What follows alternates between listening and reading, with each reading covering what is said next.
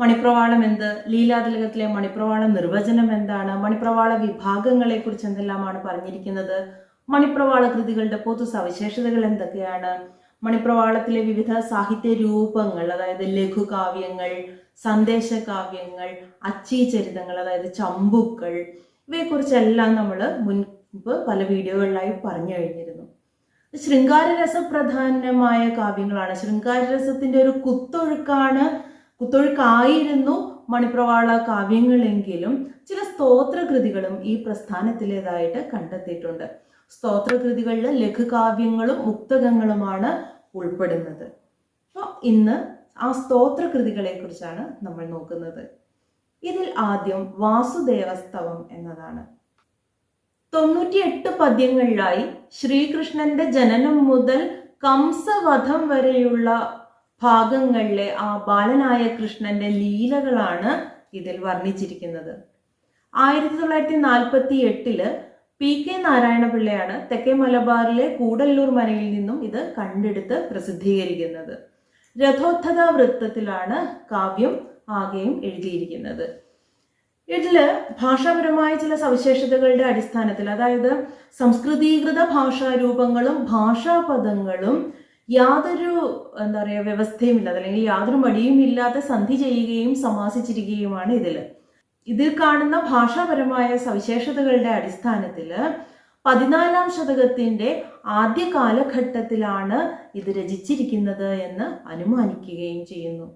രചയിതാവിനെ കുറിച്ചോ രചിച്ച ഒരു പ്രദേശത്തെക്കുറിച്ചോ ഒന്നും കൃത്യമായ ധാരണകൾ മനസ്സിലാക്കുവാനോ അല്ലെങ്കിൽ എന്തെങ്കിലും അനുമാനിക്കുവാനോ ഇതുവരെ സാധിച്ചിട്ടില്ല.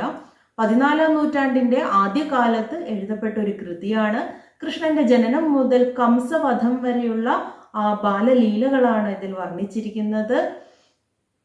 ഭാഷാപരമായ ഇത്തരം സവിശേഷതകൾ, അതായത് സംസ്കൃതീകൃത രൂപങ്ങളെയും ഭാഷാപദങ്ങളെയും സന്ധി ചെയ്യുകയും സമാസിക്കുകയും എല്ലാം അതിൽ ചെയ്തു പോയിട്ടുണ്ട്. ഇതിൻ്റെയൊക്കെ അടിസ്ഥാനത്തിലാണ് 14ാം ശതകത്തിന്റെ ലീലാതിലകത്തിന് മുമ്പാണ് ഇതിന്റെ രചനാകാലം എന്ന് അനുമാനിക്കുന്നത്. ലീലാതിലകത്തിന് മുൻപ് രചിക്കപ്പെട്ടിട്ടുള്ള മറ്റൊരു മണിപ്രവാള സ്തോത്രകൃതിയാണ് അനന്തപുര വർണ്ണനം.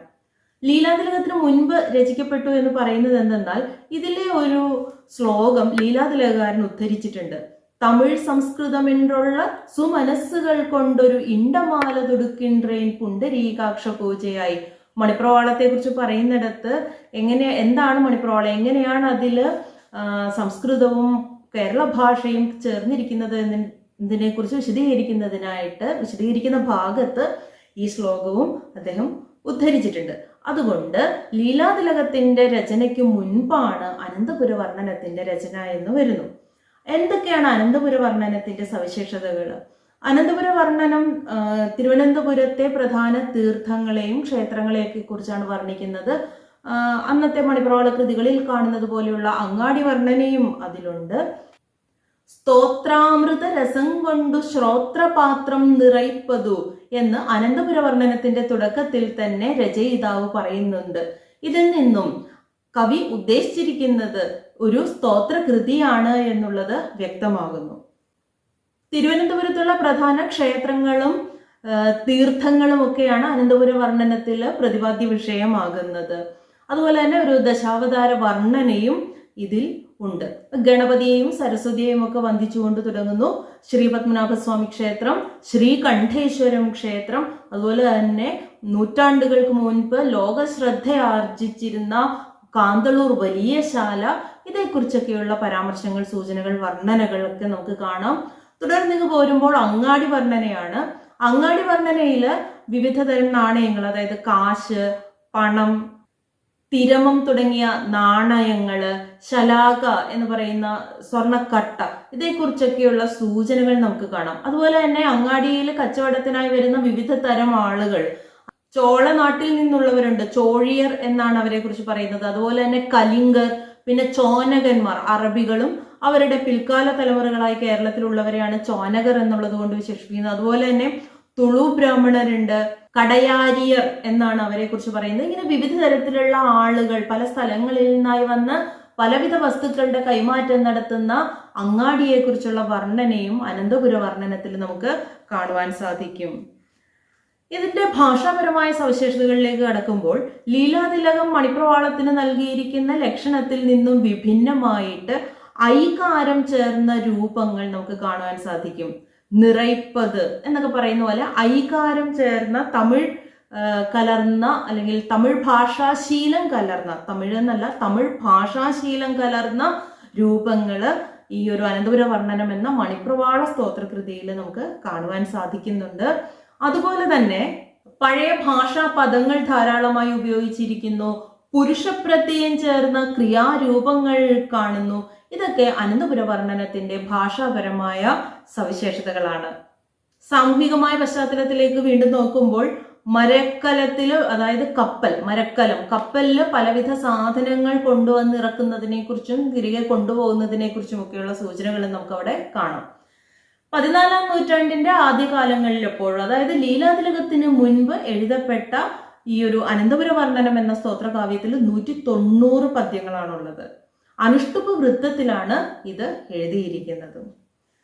ഈ ഒരു വാസുദേവസ്തവം, അനന്തപുര വർണ്ണനം എന്നിവ കൂടാതെ അവതരണ ദശകം, ദശാവതാര ചരിതം, ചെല്ലൂർ നാഥസ്തവം, ചോറ്റാനിക്കര സ്തവം, സരസ്വതി സ്തവം, ഭദ്രകാളി സ്തവം, രാമായണ കീർത്തനം എന്നിങ്ങനെ നിരവധി സ്തോത്രങ്ങൾ നമുക്ക് ആ ഒരു കാലഘട്ടത്തിൻ്റെതായി പറയുവാനുണ്ട്. ഇത് കൂടാതെ ഇതുപോലെ തന്നെ ദേവതാ വർണ്ണനകളായിട്ടുള്ള അല്ലെങ്കിൽ സ്തുതികളായിട്ടുള്ള മുക്തകങ്ങളും രാജപ്രകീർത്തനങ്ങളായിട്ടുള്ള മുക്തകങ്ങളും ഈ ഒരു കാലഘട്ടത്തിൻ്റെതായി നമുക്ക് കണ്ടെത്തുവാൻ സാധിച്ചിട്ടുണ്ട്.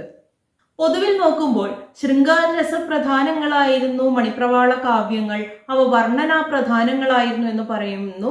അതുപോലെ തന്നെ അക്കാലഘട്ടത്തിലേതായി ചില സ്തോത്രകൃതികൾ കിട്ടിയിട്ടുണ്ട്, അവയും വർണ്ണനാ പ്രധാനങ്ങൾ തന്നെ ആയിരുന്നു. ഈ കൃതികൾ ഒന്നാകെ നോക്കുമ്പോൾ ഒരു കാലഘട്ടത്തിന്റെ ദേശചരിത്രത്തിലേക്കും സാമൂഹിക വീക്ഷണങ്ങളിലേക്കും ഭാഷാപരവും ഭൂമിശാസ്ത്രപരവുമായ സവിശേഷതകളിലേക്കുമൊക്കെ ഒന്ന് കടന്നു ചെല്ലുവാൻ നമുക്ക് സാധിക്കുന്നുണ്ട്. ഇവ പൂർണ്ണമായും ഒരു കാലഘട്ടത്തിലെ ഒരു ദേശത്തിന്റെ ചരിത്രത്തിലേക്കല്ല വെളിച്ചം വീശുന്നത് എന്നുള്ള വാസ്തവവും നമ്മൾ ഓർക്കണം. ഇതൊരു വിഭാഗത്തിന്റെ, സമൂഹത്തിലെ ആ കാലഘട്ടത്തിലെ ഒരു വിഭാഗത്തിന്റെ ചിത്രണം മാത്രമാണ് ഇങ്ങനെ സുഖലോലുപതയിലും ആലസ്യത്തിലും കഴിഞ്ഞിരുന്ന ചിത്രണം എന്നുള്ളത്. എല്ലാ ജനതയും അക്കാലഘട്ടത്തിൽ അത്തരത്തിൽ ആയിരുന്നു എന്ന് ഇതിന് അർത്ഥമില്ല. മണിപ്രവാള കൃതികളുടെ പൊതു സവിശേഷതകൾ പരിശോധിക്കുമ്പോൾ അവ വർണ്ണനാ പ്രധാനങ്ങളാണ്. പ്രത്യേകിച്ചും സ്ത്രീ വർണ്ണനയ്ക്കാണ് പ്രാധാന്യം. അതുപോലെ തന്നെ പാരിസ്ഥിതിക വർണ്ണനകളും നമുക്ക് അവയിൽ കാണുവാൻ സാധിക്കും. പിന്നെ അവയുടെ ഭാഷാപരമായ സവിശേഷതകൾ, ഇത്രയധികം വ്യത്യസ്തമായിട്ടുള്ള സാഹിത്യ രൂപങ്ങളെ മണിപ്രവാളം ഉൾക്കൊണ്ടിരുന്നു എന്ന സവിശേഷത, ഇതെല്ലാമാണ് നമ്മൾ ഓർക്കേണ്ടത്.